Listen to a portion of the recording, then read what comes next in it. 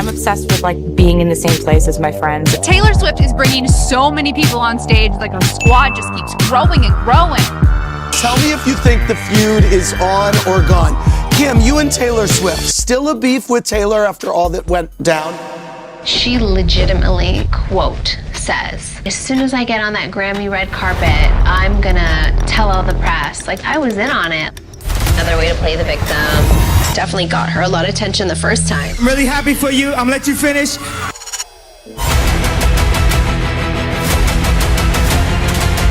And she writes a song about me, and I'm like, okay, cool. That's how you want to deal with it? Karma.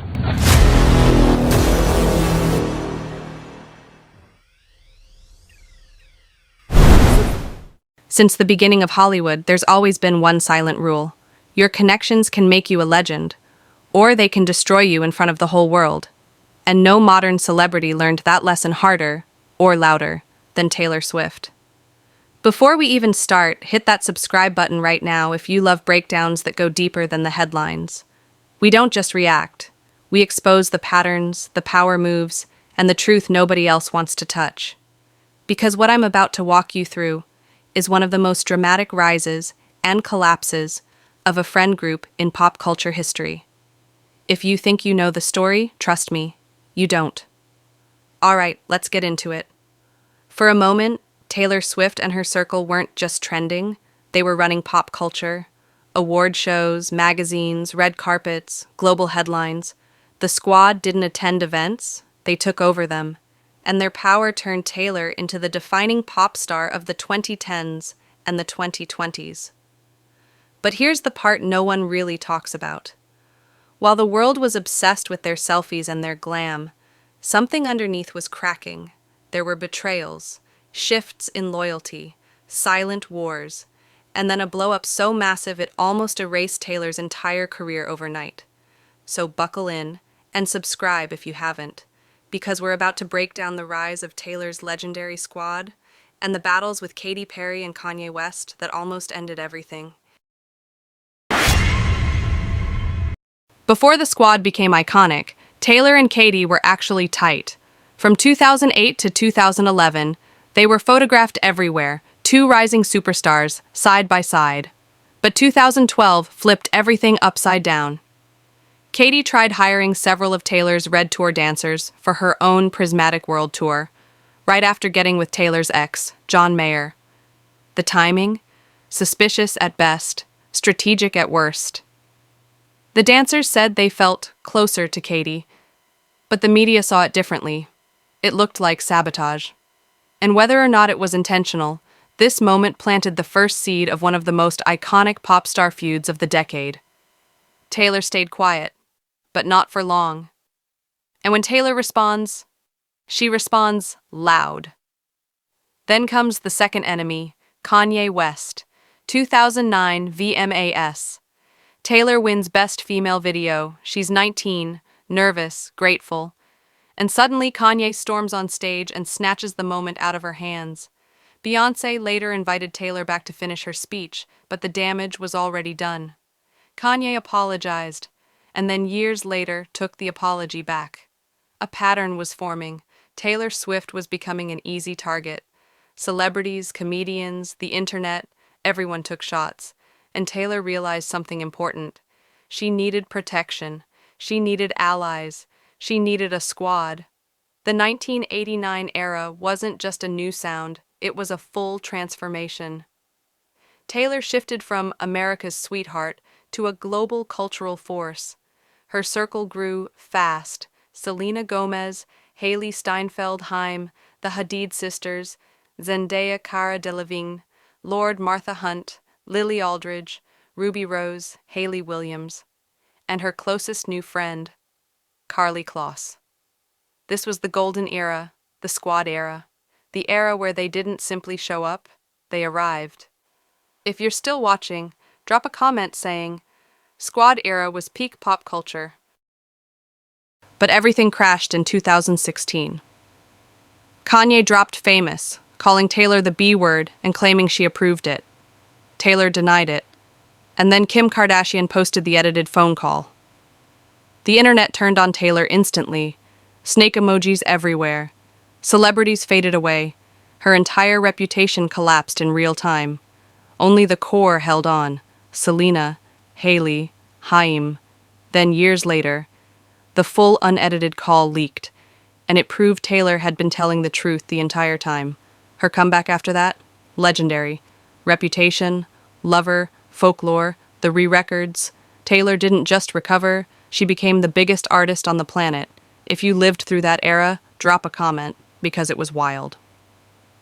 Today, Taylor is still close with Selena Gomez, Hayley Williams, and Haim. She's less connected with Karlie Kloss and Zendaya. And her new inner circle includes Travis Kelce and Ice Spice. A new chapter, a new energy, a new life. But one thing's for sure. No modern celebrity group has ever matched the influence, drama, and cultural footprint of Taylor Swift's squad. If you enjoyed this breakdown, hit subscribe, drop a comment, and tell me which celebrity era or drama you want next. Because trust me, we're just getting started. Kanye West on the stage, and then I wasn't so excited anymore after that. And Taylor, are there any hard feelings towards him? I don't know him, and I've never met him, so. So were you a fan before? Yeah. It's Kanye West. Are you still a fan? I take it now. You know, I don't know him, and I don't want to start anything because I had a great night tonight. I immediately knew in this situation that it was wrong and it wasn't a spectacle or just, it's actually someone's emotions, that I stepped on, and it was rude, period. And, I'd like to be able to apologize to her in person, and, I wanted to. So when did you know you were wrong? Like, as soon as I gave the mic back to her and then she didn't keep going.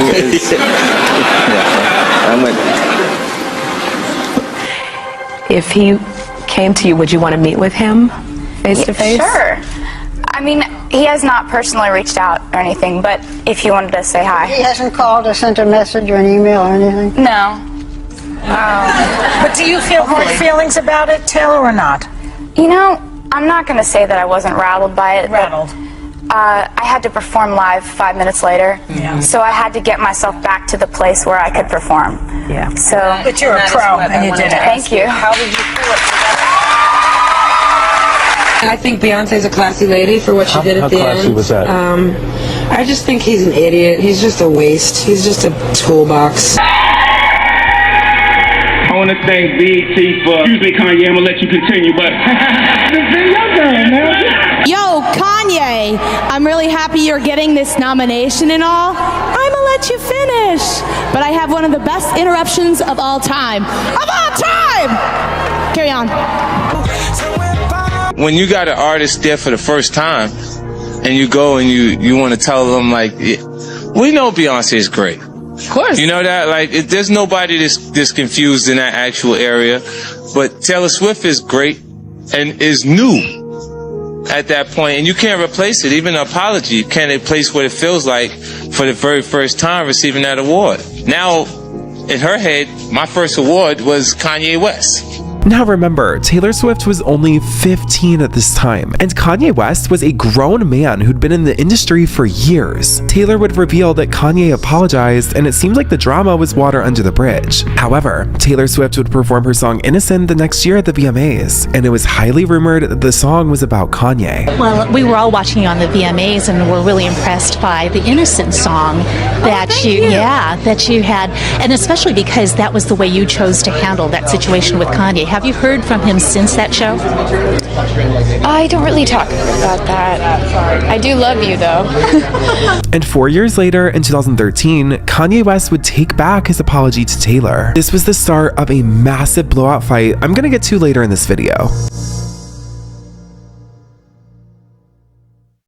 It was clear Taylor Swift was an open target for celebrities, corporations, and comedians to publicly slander. She was the antithesis of Kanye and Katy, both attempting to appeal to popular culture. While Taylor was still the girl next door, Taylor needed a defense squad. She needed to build an army of celebrities like Katy and Kanye had already had. Luckily for Taylor, though, it would actually happen organically. While Taylor Swift's squad would peak in 2015, I want to briefly run down how the squad era, aka 1989, even came to fruition. reputation. Since the dawn of Hollywood, fame has been determined by three things: money, power, and connections. Because social capital is so highly valued in the entertainment world, it's often impossible to trust anyone's intentions. So it gets really lonely at the top. Oftentimes, the only people who really understand the struggle of being a public figure are other public figures. Thus, Taylor would gravitate towards her fellow singers, models, and actresses to hopefully find a friendship she could actually relate to for once. The 1989 era represented the transformation of Taylor Swift, the girl next door, into Taylor Swift, the global pop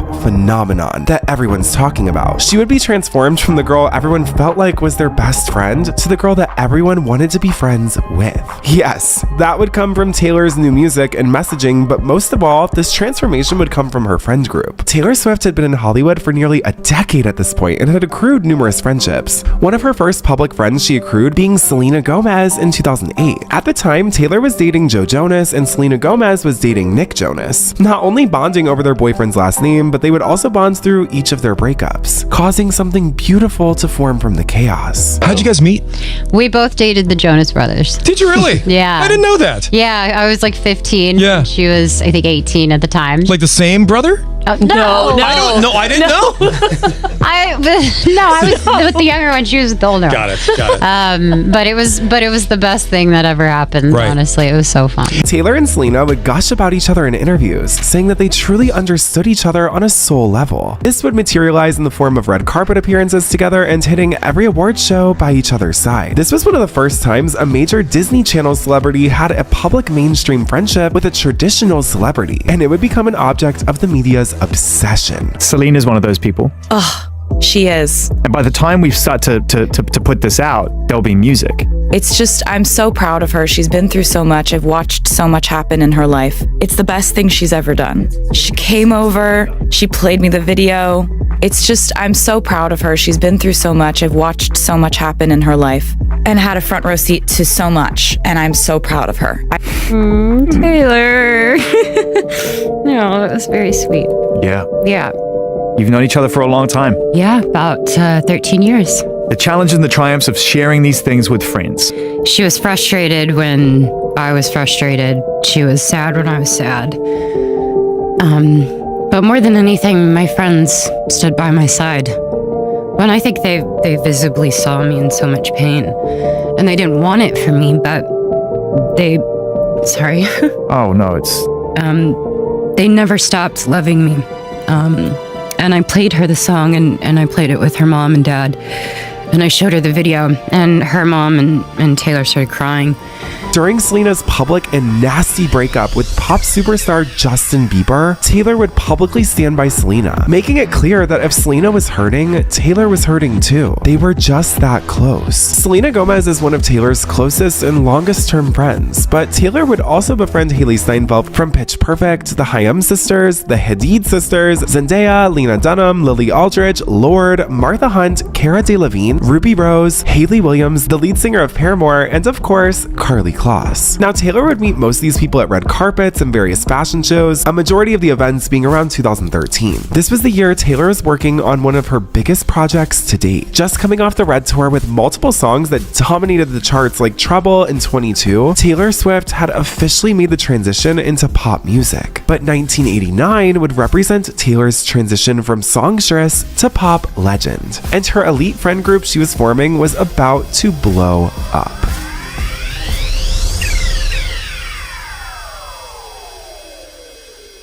From 2012 to 2014, Taylor Swift would record one of her biggest albums to date, 1989. She would embark on a massive tour to promote the album, but the biggest promotion came from her celebrity guests she brought out each night on tour. Now, this was the age of Snapchat Discover, and I swear every single day there was a new update saying Taylor Swift brought out a new surprising celebrity that no one would ever expect. From Nelly, Fetty Wap, Julia Roberts, Ellen, Justin Timberlake, Nick Jonas, Mick Jagger, Mary J. Blige, and not to mention nearly her entire squad. Each public appearance Taylor would make would be sprinkled with celebrity after celebrity. The press started feverishly reporting on Taylor's squad, framing her as the queen bee of young Hollywood. This is when Katy and Kanye would rear their ugly heads. Taylor was explaining the meaning behind her song Bad Blood to Rolling Stone magazine.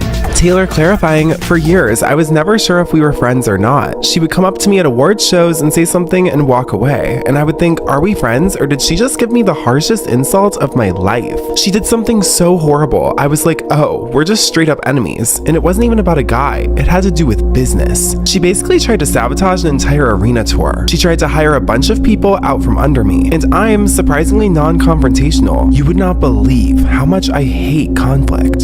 So now I have to avoid her. It's awkward and I don't like it. The next day, Katie would tweet ominously, watch out for the Regina George in sheep's clothing. When asked about the feud by Billboard magazine, Katy Perry threatened that if someone's trying to come for her, quote, you're going to hear about it. In May 2015, Taylor Swift would drop the music video heard around the world, Bad Blood. It would feature her entire squad in a Mad Max style action movie, each with their own persona. This was the official launch of the squad as the world knew it. And like Taylor said in that interview, the song was a direct reference to a feud she had with a major star, one who had tried to sabotage her tour. In multiple interviews, Taylor Swift would be asked directly who the song and video were about, and Taylor would respond saying she didn't want to give anyone anything to write about, opting to stay silent and let the music speak for itself. Bad Blood would go on to be one of the most prolific music videos in pop music history, and even nominated at the 2015 Video Music Awards for Best Female Music Video of the Year. When the VMA nominations were announced, the queen of rap, Nicki Minaj, would go on a Twitter tirade seemingly aimed at Taylor Swift. See, Nicki was in her Pink Print era and had released the jaw-dropping music video for Anaconda, yet the Video Music Awards failed to recognize Anaconda as they didn't nominate the video at all. This was obviously a large oversight, as Anaconda was one of the most influential music videos of the decade, if not all time, and deserved more than just Female Music Video of the Year. For it to not even be nominated didn't just feel like sabotage, it felt like Nicki had been effectively blackballed from the industry. Nicki would tweet saying, quote, if your video celebrates women with very slim bodies, you will be nominated for Vid of the Year. Taylor Swift replied in a now deleted tweet saying, I've done nothing but love and support you. It's unlike you to pit women against each other. Maybe one of the men took your slot. Nicki responded, huh? You must not be reading my tweets. Didn't say a word about you. I love you just as much, but you shouldn't speak on this. Taylor replied to that saying, quote, if I win, please come up with me. You're invited to any stage I'm ever on. And this is the Taylor Swift MO. I mean, she's always bringing a million people on stage with her, but they would take it a step further. On the night of the VMAs, Nicki Minaj and Taylor Swift would get on stage together and perform The Night Is Still Young. But like Kanye, Katie was not amused. Very confusingly tweeting that same day, quote, finding it ironic to parade the pit women against other women argument about as one unmeasurably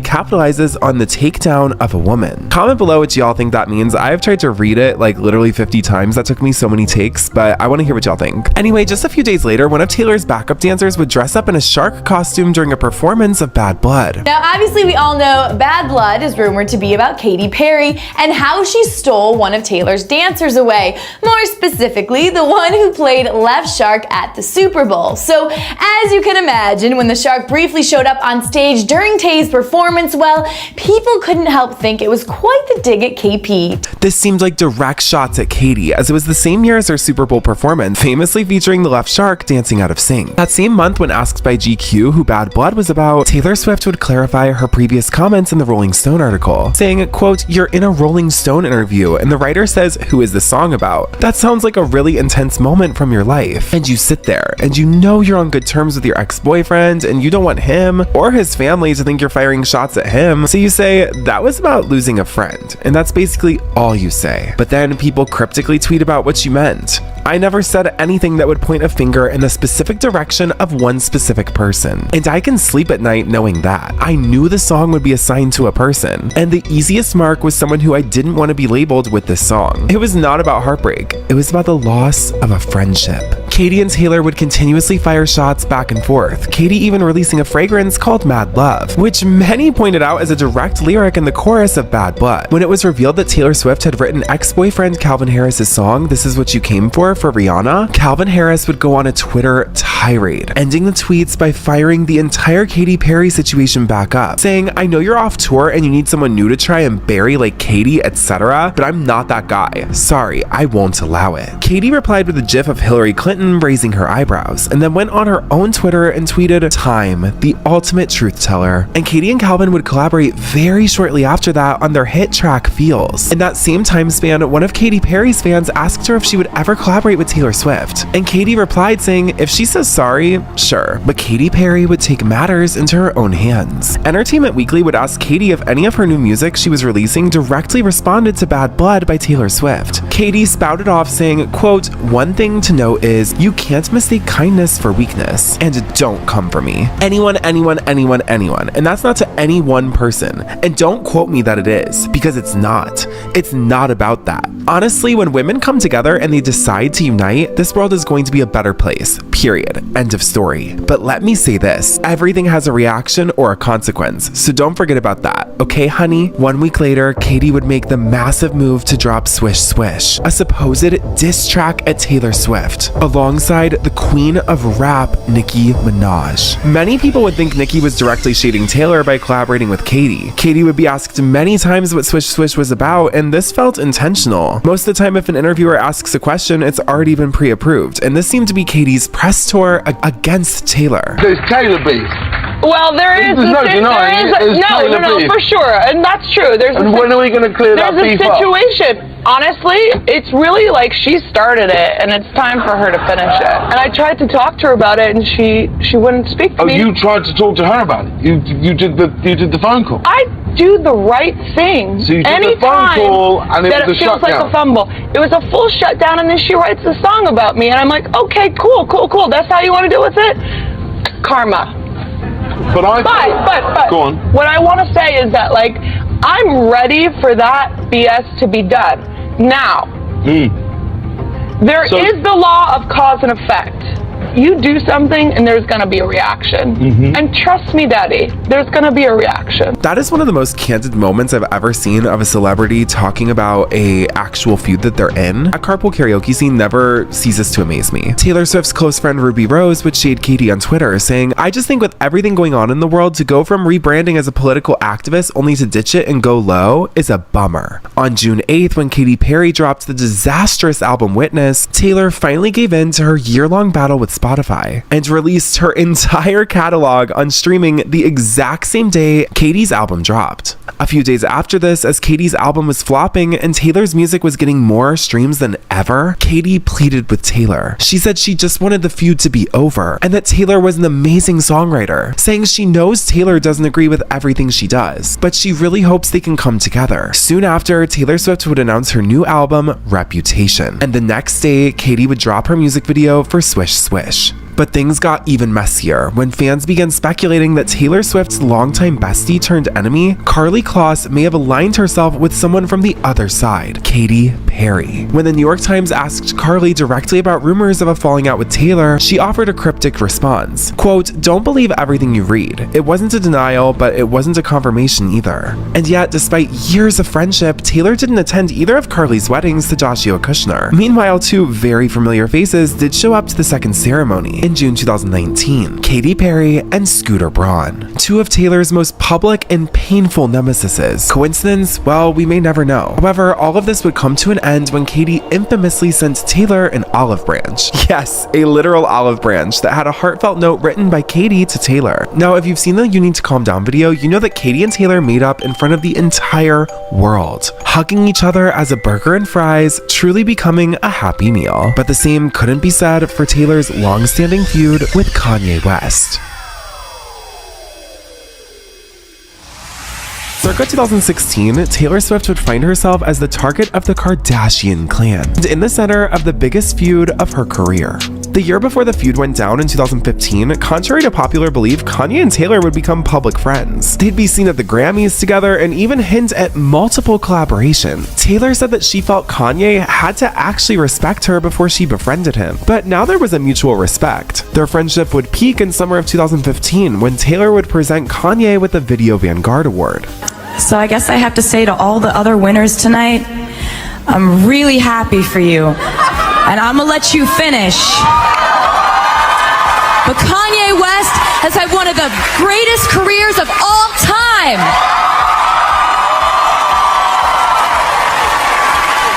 And right now, I am honored to present the 2015 Vanguard Award to my friend, Kanye West. Kanye even gave Taylor a humongous bouquet of flowers that very night. Everything actually seemed okay for once between Taylor and Kanye, who had had such a tumultuous relationship. But of course, all good things have to come to an end. Less than 9 months after presenting Kanye with the Video Vanguard Award, Kanye would release his new song, Famous, at his Yeezy fashion show. Bragging on the track, quote, "I feel like me and Taylor might still have strokes. Yep, I made that bitch famous." Multiple members of the squad were caught in the crossfire, as the Hadid sisters were in attendance for the Yeezy fashion show that he premiered the song at. Of course, the press would jump on this and Gigi would have to speak out in support of Taylor, tweeting, "My attendance somewhere does not mean I agree with everything being said in the music playing there. My friends know of my loyalty." After this song dropped, that lyric immediately went viral. Kanye spoke out on Twitter saying that Taylor gave him permission to say that line, but Taylor's spokesperson said otherwise. According to Taylor Swift's team, Kanye had in fact called Taylor, but it was instead to ask if Taylor could premiere his new song Famous on her own Twitter account. Taylor declined the offer and allegedly strongly urged Kanye against releasing a song with such a misogynistic message. 3 days later, Taylor would seemingly address Kanye in her Grammy speech. There are going to be people along the way who will try to undercut your success or take credit for your accomplishments or your fame. Someday when you get where you're going, you'll look around and you will know that it was you and the people who love you who put you there. And that will be the greatest feeling in the world. Thank you for this moment. And I mean, wow, how much more graceful can you get in a situation like this? I mean, Taylor at this point is in the eye of a hurricane against Kim Kardashian and Kanye West. She's having music videos made about her, and the way that she reacts with this is so graceful. So when all of this was happening in 2016, what were y'all thinking? Because I was so on the fence, because I loved the Kardashians. I watched every single episode, but I also loved Taylor Swift. I mean, I went to the 1989 World Tour. I was super young at the time, and to me, Kim had posted receipts, so it felt like she was the one who was coming through with the proof. And we're gonna get into those receipts in a second, but obviously those receipts were completely cherry-picked, and Taylor was gracefully playing the long game. Now, the song Famous was controversial enough, but Kanye being Kanye had to take it that extra uncomfortable mile. Kanye would film a music video with wax figures of various celebrities, including his mother-in-law at the time, Caitlyn Jenner, Kim Kardashian, ex-Amber Rose, and of course, Taylor Swift. In this music video, Kanye would depict every celebrity completely in bed together. We can't even show the music video here on YouTube. It looked way too realistic. Like Madame Tussauds could never. And Taylor was rightfully mortified. In July of 2016, the Kardashian episode would air where they directly addressed Taylor Swift. Kim said she felt Kanye shouldn't still have to be punished for something he did years ago, and attempted to shift the blame and narrative. It's like Amber, Rose, Ray J, Chris Brown, Rihanna, Taylor Swift, and Caitlyn. Caitlyn Jenner. There's nudity, technically. There's sheets over everyone. I think he's obsessed with Caitlyn, though. I am still trying to understand the whole feud between Taylor Swift and Ye that happened about this whole song, because I thought she knew about it. She did. Kris Jenner explains that Kim just needs to go give Taylor a call. What would happen if you just called Taylor up and just say, what happened? How did this go so south? And I really like her team, and I really like her mom. But Kim completely denied this advice on the show, and instead it took to social media to leak a recorded phone call of Taylor Swift and Kanye West, all that Kanye's archivist had filmed previously. For all my Southside niggas know me best, I feel like me and Taylor might still have sex. Yeah, I mean, go with whatever line you think is better. It's obviously very tongue-in-cheek either way. And I really appreciate you telling me about it. That's really nice. Yeah, I really appreciate it. Like, the heads up is so nice.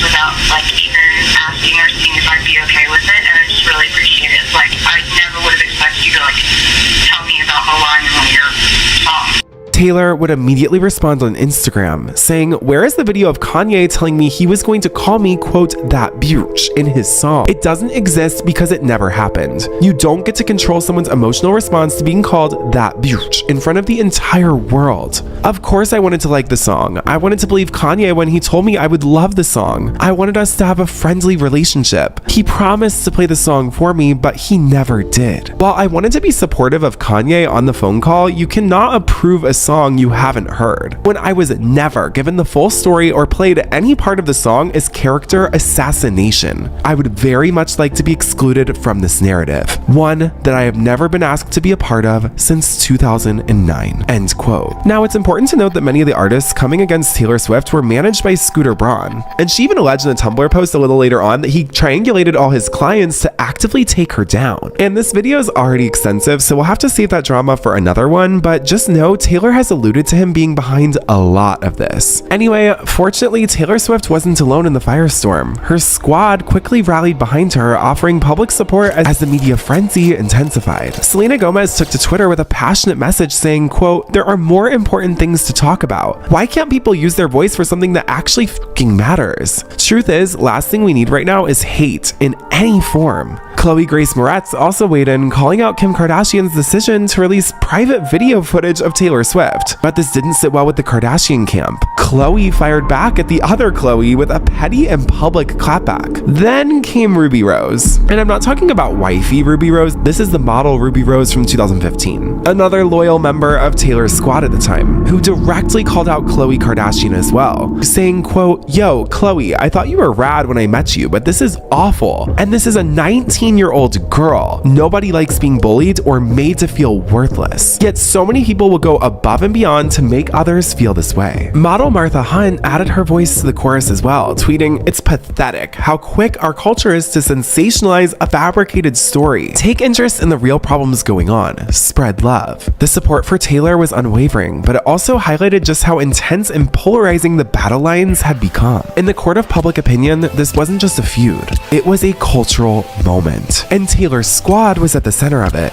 But as we know, someone's not truly taking over pop culture unless there's a huge group of haters against them. And this pains me to say, but Miley Cyrus and Demi Lovato were two of the most outspoken critics of the squad. Demi directly coming for the squad, saying, quote, "She doesn't see anybody in any sort of squad that has a normal body. Quote, it's kind of this false image of what people should look like and what they should be like, and it's not real." Even the queen of Disney Channel herself, Miley Cyrus, said she doesn't do celebrity squads and she likes to hang out with real people who inspire her. Really an interesting time for her to be talking about Taylor Swift during her Dead Pets era, because she also hosted the VMAs where Taylor and Nicki made up. The same VMAs where Nicki Minaj infamously called out Miley Cyrus, saying, "Miley, what's good?" Nicki had seemingly taken Taylor's side on multiple occasions. That's why Swish Swish was so shocking. But amidst the bombshells Miley Cyrus was revealing during the Something Beautiful press tour, she revealed she actually did have a squad before Taylor, revealing that her track 4x4 from her best album Bangers was supposed to have a music video featuring not only Miranda Kerr, Madonna, but Miranda Cosgrove from iCarly, all mud wrestling, saying, quote, "Madonna was down to do the music video. Miranda Cosgrove, like, I had all these people lined up. And this was before Taylor had, like, a lot of people first. And I had a fucking squad." Okay, but imagine Miranda Cosgrove reprising as the idiot farm girl for 4x4. Oh my gosh. Amidst all of this, Katy Perry, who was still feuding with Taylor at the time, posted videos of her at Kanye's concert dancing to the song Famous. On August 25th, 2017, Taylor would release her music video for Look What You Made Me Do with multiple Kardashian references, including Taylor getting into a Caitlyn Jenner-esque car crash, crashing into a parody of the Kardashian store, even featuring a Kardashian-esque characterization of Taylor who is, quote, editing screenshots. Now, I don't know if y'all actually remember this as it was happening, but everyone was being asked to take sides. Taylor's reputation had been completely tarnished as people took that video Kim Kardashian posted and ran with it. The only people Taylor had left were the faithful members of her squad. Even some of her fans had turned on her. Reputation was a make or break album for Taylor. While the era would launch Taylor to new heights, it also represented what Taylor refers to as a career death. Taylor would open up about the call in 2019 in Rolling Stone, saying that she had grown tired of her dynamic with Kanye. They had gone out to dinner together and Kanye had continually complimented her music, but then she realized he was two-faced. waist. In private, he would be the sweetest man in the world, but as soon as those stage lights turned on and he was given a microphone, he wanted to be cool and drag her in front of the entire world. Only 1 year after this Rolling Stone article, the extended phone call between Kanye and Taylor would leak, and it would provide some much needed context to that original clip that was leaked in 2016. And it's not really about what Kanye or Taylor say in the clip itself. It's about what Kanye didn't say. When Kim Kardashian originally posted the clip to her Snapchat, she seemingly omitted the clip where Kanye asked Taylor about being called that bitch. However, when the full phone call was released, it was revealed Kanye never asked at all. It was also clear from the new unedited phone call that Taylor was very hesitant for the song to come out in the first place. While Taylor did sort of give Kanye approval on the line about having sex with her, it was clear he had never asked her about being called that bitch, which according to Taylor's letter was her main concern. Kanye West and the Kardashian camp tried to make the situation very black and white. Either she approved or she didn't approve. But in actuality, Taylor hadn't even heard the full finished song to begin with. I also find it really strange that Kanye starts talking about how Kim had a problem with the line, "Me and Taylor might still have sex," but then that's the one that he went with anyway. It just kind of shows that like he did not give a single what Kim Kardashian thought. Anyway, this clip would cause the internet to explode. Everyone who had so haphazardly taken Kim's side during the fallout were eating their words. Taylor would respond with a swipe up link to donate to an organization to end world hunger, but Kim would reply on Twitter saying, "To be clear, the only issue I ever had around the situation was that Taylor lied through her publicist who stated that Kanye never called to ask for permission. They clearly spoke, so I let you all see that. Nobody ever denied the word bitch was used without her permission."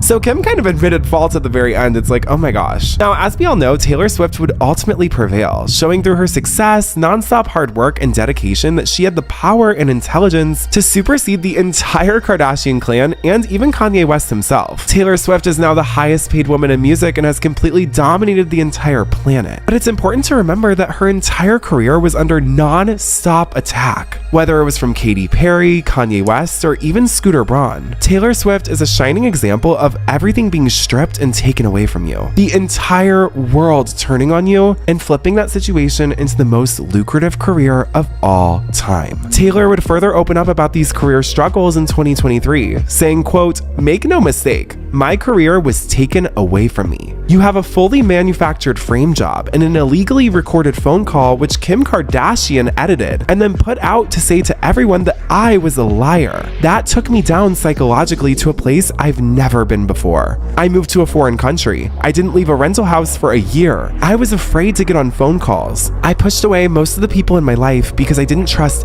anyone anymore. I went down really, really hard." As for Taylor's squad, while she's still publicly friends with multiple members of the squad like Selena Gomez, Hailey Williams, and the Hayem sisters, Taylor notably drifted off from friends like Karlie Kloss and Zendaya. However, Taylor made the conscious decision to not have any big blowout fights. The members of the squad all still speak very highly of Taylor even if they don't speak to her every day. Even Kendall Jenner, who came out during the 1989 World Tour, has refrained from speaking on the matter, only liking a few tweets supporting Kanye at the time. Nowadays, you can see Taylor Swift with her boyfriend Travis Kelce and her new BFF Ice Spice. And trust me, there is so much more to talk about here, but this video is already getting super long, so let us know if you want a part 2 or another video about Taylor Swift. But for now,